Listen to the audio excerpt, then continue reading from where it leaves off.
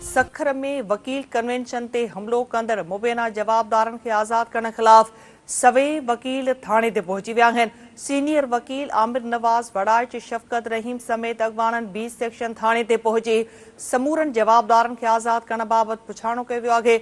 वकील अॻवाननि पारां पुलिस खां वाक़े जो केस दाख़िल करण जो मुतालबो कयो पियो वञे। सखर में वकील कन्वेंशन ते हमलो कंदड़ मुबैना जवाबदारन खे आज़ाद करण खिलाफ सवे वकील थाणे ते पहुची विया आहिनि। सीनियर वकील आमिर नवाज़ वड़ाइच शफ़क़त रहीम समेत अॻवाननि 20 सेक्शन थाणे ते पहुची समूरनि जवाबदारन खे आज़ाद करण बाबति पुछाणो कयो आहे। वकील अॻवाननि पारां पुलिस खां वाक़े जो केस दाख़िल करण जो मुतालबो कयो पियो वञे। सखर में वकील कन्वेंशन ते हमलो कंदड़ मुबैना जवाबदारन खे आज़ाद करण खिलाफ सवे वकील थाणे ते पहुची विया आहिनि।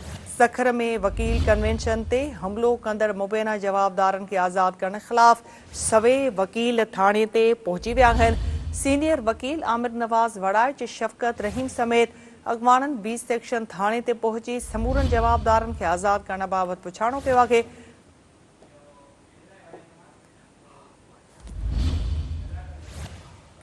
अवां खे अपडेट कयूं पिया। सखर में वकील कन्वेंशन ते हमलो कंदड़ मुबैना जवाबदारन खे आज़ाद करण खिलाफ सवे वकील थाणे ते पहुची विया आहिनि। इन हवाले सां वधीक तफ़सील ॿुधाए रहियो आहे Sindh TV news reporter Nazakat Jatoi. जी हिन वक्त असीं मौजूद आहियूं सखर जे सी सेक्शन थाणे ते जिते मुबैना तौर वकीलन मथां हमलो कंदड़ जवाबदारन खे छॾण खां पोइ आज़ाद करण खां पोइ जेके वकील बिरादरी आहे उहा आमिर वड़ाइच जे अॻवानीअ में सी सेक्शन थाणे पहुतल आहे। अचो त आमिर नवाज़ वड़ाइच सां ॻाल्हि ॿोल करियूं था त संदसि छा चवणु आहे। कि हमारे वकला जो PLF के थे वो दोस्त आए, उन्होंने कहा कि भाई जो भी है उनसे जो लड़के हैं उनसे गलती हुई है और हमारा ये कहना था कि वकील अगर किसी दोस्त को इशू है सही है, हमारा आपस में जो भी है, लेकिन किसी थर्ड पर्सन को प्राइवेट पर्सन को कोई हक नहीं है कि वो बाहर में आए और किसी वकील पे अटैक करे।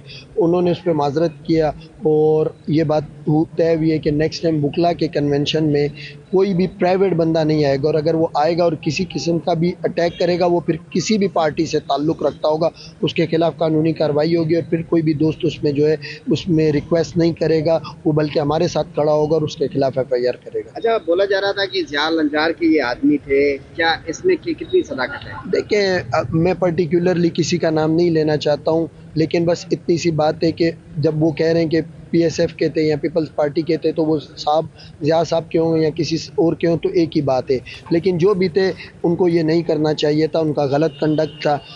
खैर हमने भी वकला दोस्तों ने भी फ़राख दिली का मुजाहरा किया, उन्होंने कहा कि सही है चूँकि हमारी काज बड़ी है, ये छोटी काजों में हमारे काज नहीं, हमारा इशू नहीं है कि हम ये छोटी छोटी बातों में उलझे। हमारी काज 26वीं अमेंडमेंट 27वीं अमेंडमेंट के खिलाफ हमारी जदोजहद है, तो हम अपनी जदोजहद पे फोकस करेंगे ना कि ये छोटे इशूज़ में।